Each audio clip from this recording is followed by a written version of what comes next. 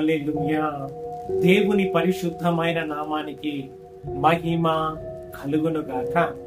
ఈ రోజున దేవుడు మనల్ని ప్రేమించి మనకు అనుగ్రహిస్తున్న వాక్య భాగము అపోస్తుల కార్యాలు 1వ అధ్యాయము 11వ వాక్యము. మీ యొద్ద నుండి పరలోకమునకు చేర్చకనబడిన ఈ యేసే ఏ రీతిగా పరలోకమునకు వెళ్ళుట మీరు చూచిదిరో ఆ రీతిగానే మరలా వచ్చురు అని వారితో చెప్పాను.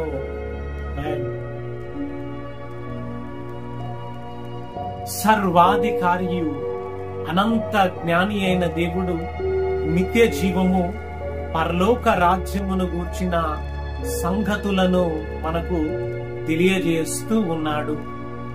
హల్లెలూయా. ఇక్కడ దేవాది దేవుడు తెల్లని వస్త్రములు ధరించుకున్న ఇద్దరు మనుషులు మరి ఆయన యందు విశ్వాసం ఉంచిన వారితో తెలియజేసిన సందర్భము.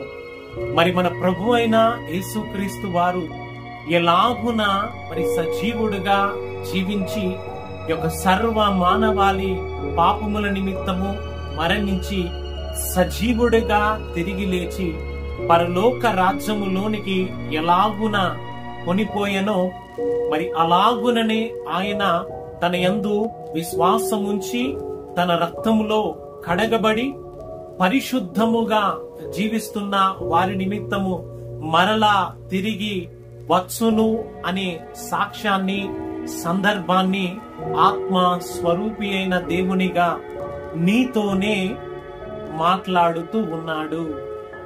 హల్లెలూయా, హల్లెలూయా.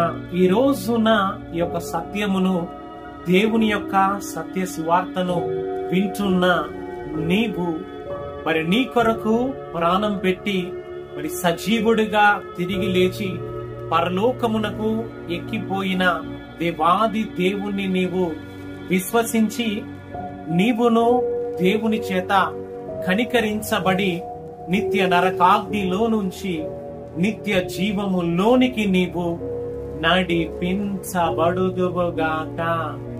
ఆమేన్. హల్లెలూయా.